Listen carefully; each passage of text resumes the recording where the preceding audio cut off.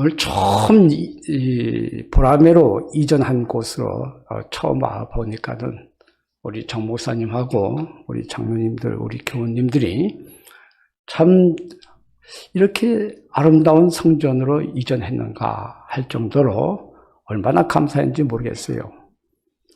지금 국제 정세가 우크라이나하고 지금 러시아하고 지금 전쟁 중인데 이것이 한 나라 한 나라의 전쟁이 아니라 미국과 나토, 유럽을 중심으로 하고 러시아하고의 싸움이 아니겠는가. 앞으로 핵 재앙이라고 하는 개연성, 또 3차 대전이 일어날 수 있는 개연성이 있지 않겠는가 라고도 생각해 봅니다. 위에서 기도 많이 해주시기 바라고요. 또 과학의 발달로 인해서 메타버스가 출현해서 우리 사회, 정치, 경제, 사회 여러 방면의 가상현실 세계가 열리고 있지 않습니까? 또 우리 반포교회가 이곳으로 와서 앞으로 한 4년 동안 우리가 예배를 드리고 신앙생활을 하다가 다시 구반포로 돌아갈 터인데 빠르게 변하고 있는 이 새로운 시대를 위해서 우리 목사님과 우리 장로님들 모든 교우님들이 정말 하나님의 말씀과 기도로 안으로는 주일학교, 이제 주일학교가 없는 교회가 얼마나 많은지 몰라요. 아이들도 점점 줄어드는 그러한 시대를 맞이했는데 이럴 때 주일학교 안으로는 주일학교 학생부, 청장년부, 그 밖으로는 전도, 선교, 구제 이런 측면에서 철저하게 준비를 4년 동안 해서 구반포로 들어가야 되지 않겠는가. 그런 새로운 비전을 가지고 우리가 출발할 수 있겠다 하는 생각을 해봅니다. 이렇게 변화의 물결이 다가와도 여러분, 하나님의 말씀의 능력은 예나 지금이나 미래 변함이 없을 것입니다. 그래서 우리는 하나님의 말씀으로 이 변화되어 가는 여러 상황에 대해서 대처할 능력을 가져야 할 것입니다. 오늘 저는 이 시간에 신앙이란 무엇이냐? 그 신앙을 정의하는 가운데 아브라함의 신앙의 기본적인 틀을 말씀드리려고 합니다. 그 기본적인 아브라함의 신앙의 틀에서 새로운 집을 지으면서 미래를 대처해 나가야 되지 않겠는가 하는 생각을 한번 해봐요. 이제 40년이 되었는데요. 우리 반포교회가 우리 유분근 권사님하고는 제가 81년도 12월 달에 전주 성립교회 갔을 때 우리 유분근 권사님이 그때 60이었던 걸로 제가 알고 있는데 지금 이렇게 50이었어. 50. 저거 20년 차이니까 20년인데 벌써 거의 40년이 제가 그만 은퇴하고 난 다음에도 우리 권사님이 이렇게 나와주셔서 고맙고, 또 금요일 날이요, 제가 전주교에 있을 때 이두래 권사님이 계셨어요. 그때 87년도 제가 떠날 때 65세였는데 100세인데 저희 아름다운 집에 며느리하고 딸들이 왔어요. 와가지고 해오를 했는데 지금 100세인데요. 23년생인데 머리가 97세 되니까 까만 머리가 다시 나더래요. 지금 이렇게 보면 나하고 비슷해. 100세인데도. 그래서 오셔가지고서 한참 같이 좋은 얘기를 나눴고, 또 우리 이정 권사님하고 같이 통화도 한번 했습니다. 세상에는요, 오늘 우리 와이프가 가면서 설교를 짧게 하라고 그래요. 짧게 하라는데 짧게 될 수가 없을 것 같아요, 오늘 말씀이. 그러니까 조금 또 오래간만에 설교하고 될 수 있으면 안 하려고 노력을 하는데 오늘 40주년이니까 와서 말씀을 드립니다만요. 이 세상에는 두 부류의 인간들이 있습니다. 그리스도 안에서 믿음을 가진 하나님의 백성이 있고 세상 사람들입니다. 그리스도 안에서 믿는 하나님의 백성이라고 하는 것은 사도 바울 목사님이 골로새서 1장 13절과 14절에서 그가 우리를 흑암의 권세에서 벗어나게 해서 건져내사 그의 사랑의 아들로 옮기셨으니 그 아들 안에서 우리가 구속 곧 죄사함을 얻었다. 이 말씀 속에서 창조자 되시고 전능하신 하나님이 온 인류의 죄를 위해서 그의 외아들 예수님을 이 땅에 보내주셔서 십자가의 피로 우리를 죄에서 구속하신 예수님을 나의 구주다, 나의 왕이다, 나의 주인으로 믿는 믿음의 백성들을 말합니다. 이것을 사도 바울 목사님은 어떻게 또다시 표현했는가? 로마서 10장 9절에 보니까 내가 만일 내 입으로 예수를 주라 시인하며 또 하나님께서 그를 살리신 것을 다시 믿는 것을 내 마음에 믿으면 구원을 얻는다. 구원받은 백성들을 얘기하고 있어요. 더 나아서 사도 바울 목사님은 빌립보서 3장 20절에서 우리의 시민권은 하늘에 있다고 그랬어. 우리의 시민이 하늘에 있는 백성들과 그리고 세상 사람들을 나눌 수가 있다는 얘기입니다. 오늘 이 시간 예수 그리스도를 믿는 하나님의 백성들은 어떤 신앙을 가지고 이 험악한 세월, 이 험난한 세상을 헤쳐 살아나가야 하는 겁니다. 저는 성경 66권 전체를 통해서 우리의 신앙의 커다란 틀을 볼 수 있는데 그 틀을 오늘 주보에 나와 있는 말씀처럼 신앙, 그것은 만남과 그리고 도전과 응전이라고 집약해서 말씀드릴 수 있겠다 생각되어집니다. 여기 만남이라는 것은 뭐냐? 그건 하나님과의 관계입니다. 바로 예배입니다. 예배요. 그리고 도전과 응전이라 할 것 같으면은 우리가 살아가는 이 험악한 세상에서 살아가는 우리들에게 여러 가지 어려운 환경들이 도전해 올 때 우리 믿음의 백성들이 어떻게 응전할 것인가에 대한 틀입니다. 그 응전은 뭐냐? 따라해보세요. 믿음입니다. 어떤 세상의 도전이 와도 이길 수 있는 힘은 바로 믿음이다. 응전은 믿음이라는 겁니다. 어려운 환경이 도전해 올 때 믿음으로 그 어려운 환경을 잘 이겨내면은 축복이고 기쁨이고 승리와 행복입니다. 그래서 오늘 저는 우리의 성경에 볼 것 같으면 많은 믿음의 조상들이 있습니다. 이사야나 에레미야나 또 하나님께서 내 마음에 합한 이세 아들 다윗이라는 인물도 있지만은 그 가운데서 믿음의 조상이요, 축복의 조상이요, 하나님의 친구라고 하나님의 벗이라고 불렸던 이 아브라함의 신앙에 대해서, 믿음에 대해서 몇 가지 말씀드리도록 하겠습니다.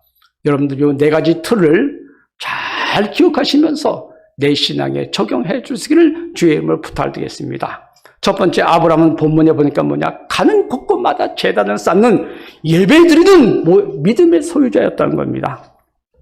아브라함은요, 어디로 가든지, 어떤 장소를 가든지 가는 곳곳마다 먼저 하나님 앞에 제단을 쌓았는데 요즘 말할 것 같으면은 우리 집이 이사를 갔다.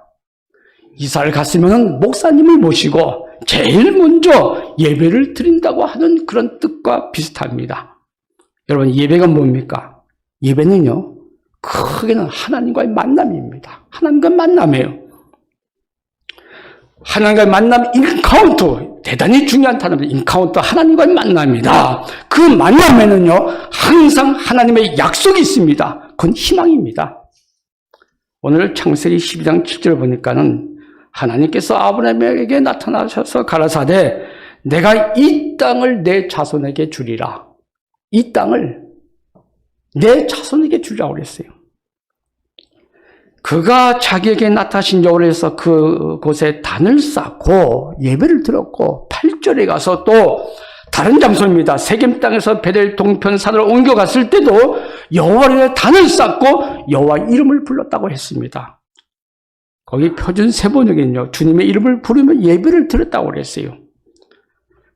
여러분, 특히 주목할 것은요, 저는 창세기 13장에 볼 것 같으면 아브라함과 롯이 헤어지는 장면이 나와 있습니다.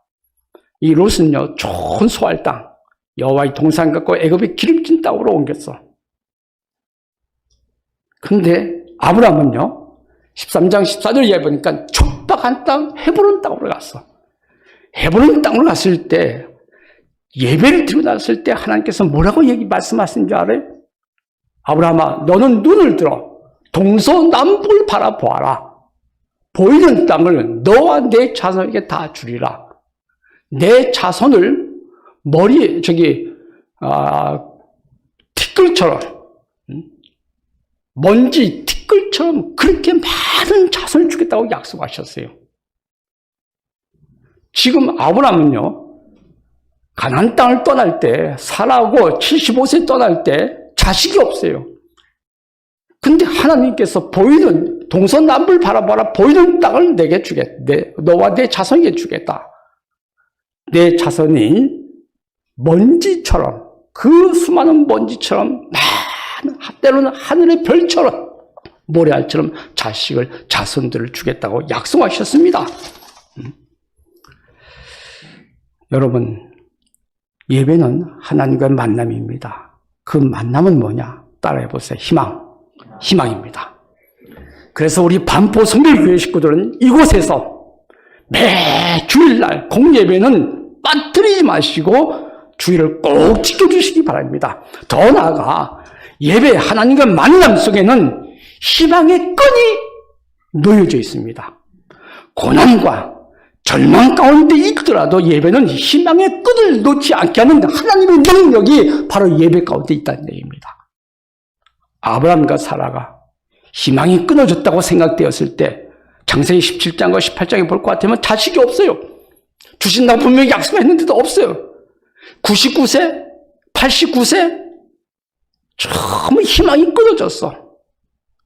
그러나 하나님은 아브라함에게 그 약속에 대한 희망의 끈을 놓지 않게 하나님께서 허락하셨다는 얘기입니다. 사랑하는 교회 여러분, 예배는 하나님과의 만남입니다. 그 만남은 하나님의 약속에 희망이 있습니다. 희망의 약속이 있습니다.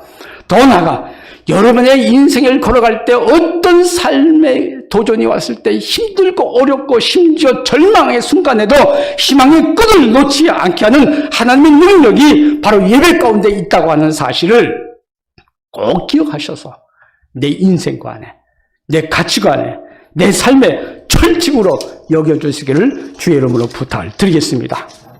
두 번째 생각할 것은 뭐냐? 두 번째 생각할 것은 아브라함은 평생 11조를 드리는 믿음의 소유자였습니다. 창세기 14장에 볼 것 같으면요. 아브라함은 헤브론 땅으로 이사 갔죠.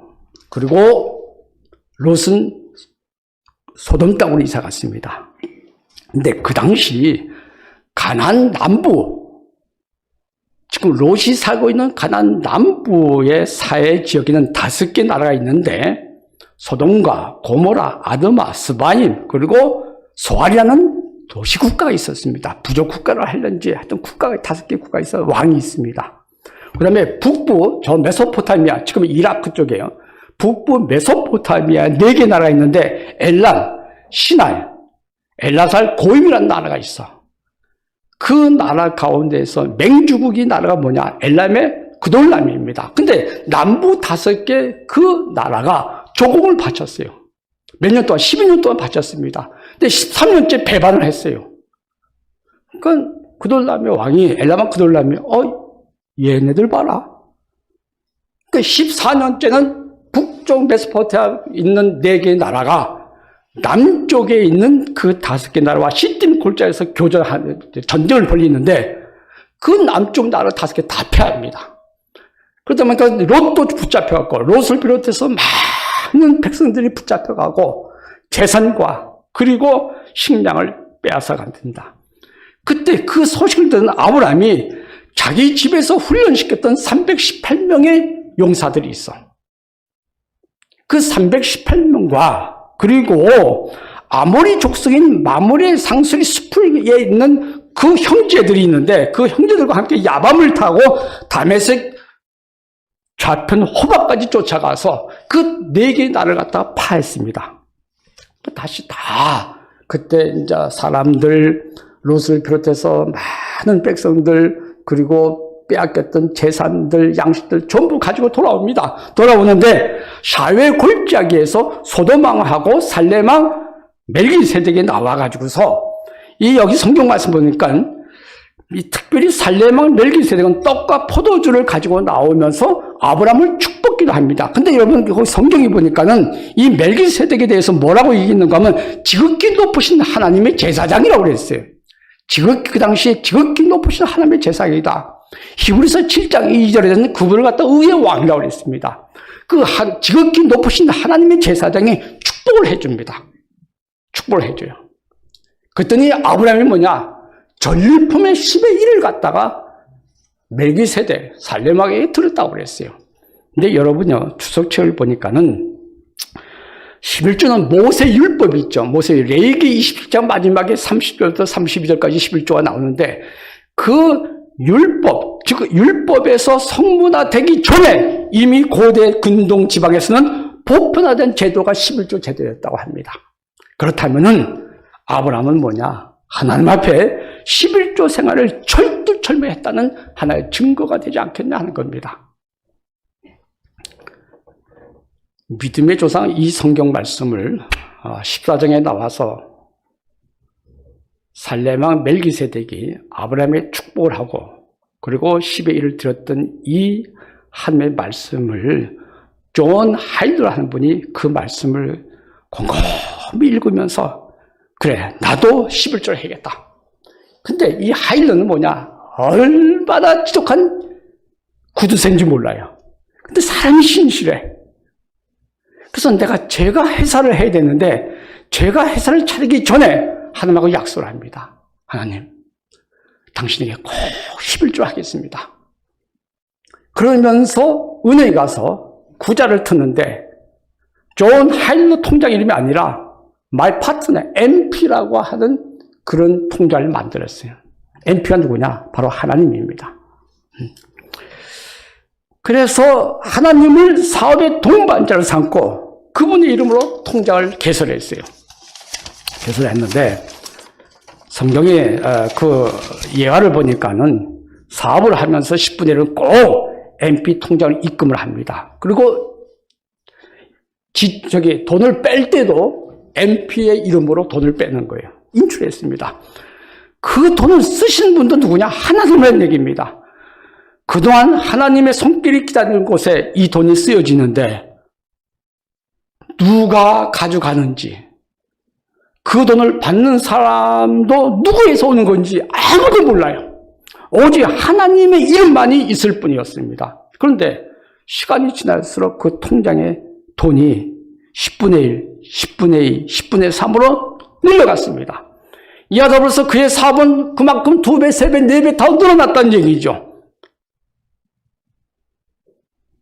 저는 그 예화를 보면서 오늘 아브라함이 멜기세덱에게 10분의 1 드렸고 또 이 하일러라고 하는 분도 철두철미하게 10분의 1 드려서 크게 성공해서 남모르게 하나님의 이름으로 많은 옳은 삶을 도와준 것을 보고 우리 반포교회 식구들도 사업을 하든지 무엇을 하든지 간에 존 하일러 씨처럼 우리도 축복의 조상 아브라함 하나님의 친구로 불렸던 그 아브라함이 멜기세덱이 축복을 받고 10분의 1을 드렸던 것처럼 우리 반포교회 식구들도 철저한 11조를 통하여 큰 믿음의 소유자가 됐으면 좋겠다라고 하는 생각을 한번 해보았습니다. 첫 번째는 예배용, 두 번째는 11조입니다. 그 다음에 세 번째 틀은 뭐냐? 평생을 따라서 화목해하는 믿음의 소유자입니다. 아브라함은요, 일평생 동안 다른 사람하고 원수 맺는 일이 없어. 늘 화목하게 사는 믿음의 소유자였습니다. 그래서 이삭도 그랬던 것 같아요. 창세기 13장에 다시 말씀드립니다. 갈대 우를 떠날 때 조카 롯의 식구들과 같이 떠났어요. 그리고 13장에 가보니까는 재산이 늘어났어. 재산이 서로들 늘어나다 보니까 재산 때문에 아브라함의 목자고 롯의 목자들이 서로 싸우는 겁니다. 다툼이 있었어요. 그래서 하루는 아브라함이 곰곰이 생각하다가 이거 재산 때문에 우리 목자하고 롯의 목자들이 다툼이 있는데 이건 안 되겠다. 그래서 롯을 불렀어요. 롯아, 너하고 나하고 한 권력이 아니냐? 나나 너나 내 목자나 서로 따라서 다투지 말자. 다투지 말자고 그랬어요. 재산 때문에 다투지 말자. 저는 재산 때문에요. 형제들 간에, 형제 자매들 간에 다투는 거 많이 봤습니다. 그러니까 아무나 다투지 말자. 그러면서 연장자인 아브라함이 연장자여 그 당시 기득권을 가지는 이 아브라함이 좋은 땅을 선택할 권리가 있었지만은 그 권리를 포기하고 그 기득권을 포기하고 네 마디 내가 좌하면 내가 우하겠다. 내가 우하면 내가 좌하겠다. 이 네 마디입니다. 이건 뭐냐? 희생적 양보를 통하여서 롯과 화목하려고 했던 장면이 나와요. 이건요, 사도 바울 목사님도 골로새서 1장 20절에서 그의 십자가의 피로 화평을 이루신다. 뭐로 화평을 이룬다고요? 십자가의 피입니다. 또 22절 가서는 그의 육체의 죽음으로 말미암아 화목케 하셨다. 뭐로 말미암아 화목케 했다고요? 육체의 죽음입니다. 십자가의 피로 육체의 죽음으로 화목했다고 그랬어. 주님은 이 아브라함의 희생적인 양보, 기득권을 포기한 믿음은 예수님을 닮은 모습이 아니라는 겁니다. 우리 반복의 식구들은 뭐냐? 화목해 하는 신앙의 소유자가 되시기를 주의 이름으로 축원드립니다. 얼마나 중요한지 몰라요. 저는 아들 넷이, 저기 우리 형제가 넷이에요. 4명인데 막내가 얼마나 속을 썩인지 몰라. 우리 어머니가 돌아가실 때 유언의 말씀이에요. 유목사야, 막내 잘 도발달라. 이놈이 방황하고 이혼하고 남의 물건 훔치고 형이 반포 성결교회 목사요, 아름다운 집 원장이요, 그거 해서 이름 팔고 사기치는 겁니다. 저도 얼마나 기도하면서 어머니 뜻인데 그러던 가운데서 지금 막내 재수 씨가 같이 만났어요. 근데 지금 얼마나 재밌게 사는지 몰라. 근데 그 네 형제가 이번에도 네 형제가 다 왔어. 그때 뭐냐, 사모님이 그동안에 이 동서들한테 전부 희생적 양보를 했어. 돈을 빌려주면은 좀 주면은 더 감사하고 안 줘도 그저 저기 하고. 그러니까 지금은요, 동생들이 얼마나 형한테 안 보냐. 이번에 코로나로 인해 가지고서 그걸 알고서 전화가 수시로 오는데, 야, 참 감사하다. 그래도 내 형제가 서로 싸우지 않냐고 이렇게 화목하게 지낸 거, 이거는 독한 최복님 덕택이다 하는 생각을 한번 해봐요. 그래서 가정에 아내들이, 며느리들이 참 우리 양보해야 돼.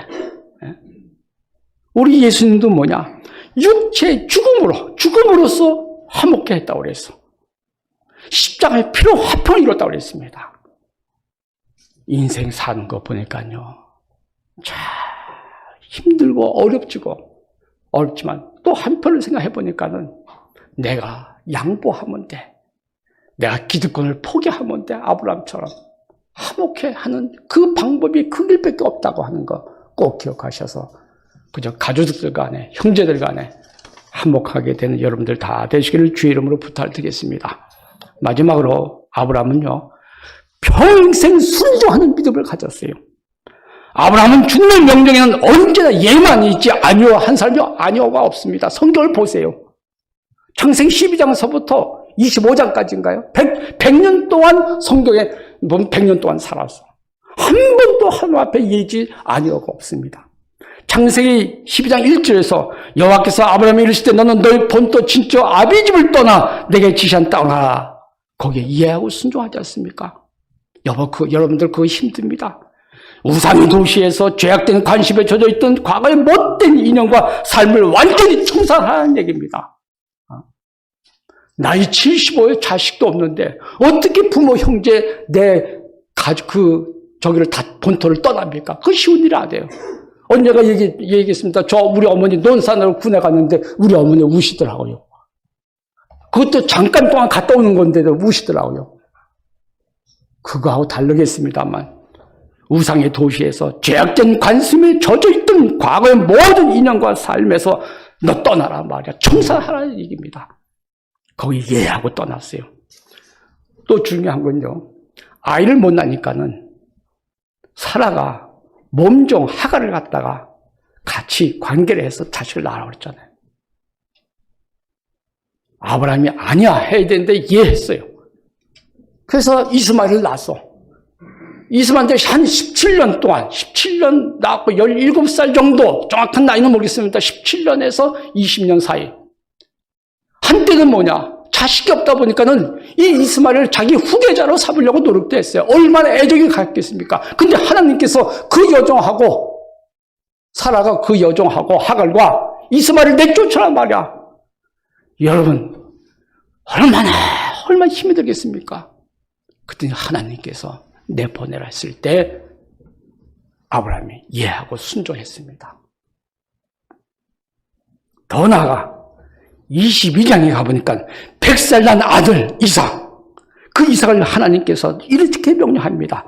내 아들, 내 사랑하는 독자 이삭을 데리고 모리아 땅으로 가서 내가 내게 지시할 한 산 거기서 그를 번제로 드리라. 번제, 죽여서 제물로 드리라는 얘기입니다. 여러분, 하나님께서 이삭의 씨를 통해서 하늘의 별처럼 땅의 모래알처럼 자식을 주겠다고 했는데 이 자식 끊어지면 어떻게 하나님의 약속의 말씀이 이루어집니까? 저도 우리 딸 세연이가 40살인데 제가요 엊그저께 앞에 마당을 전부 쓸었어. 근데 본관 앞에 보니까 마당을 쓰는데 이렇게 돌 밑에 낙엽이 수북히 쌓였더라고요. 낙엽이 수북 쌓였는데 그 낙엽을 걷어내니까는 새싹이 더 나나. 제가 무슨 생각을 했는가 하면요. 이게 부모구나. 낙엽이 부모구나.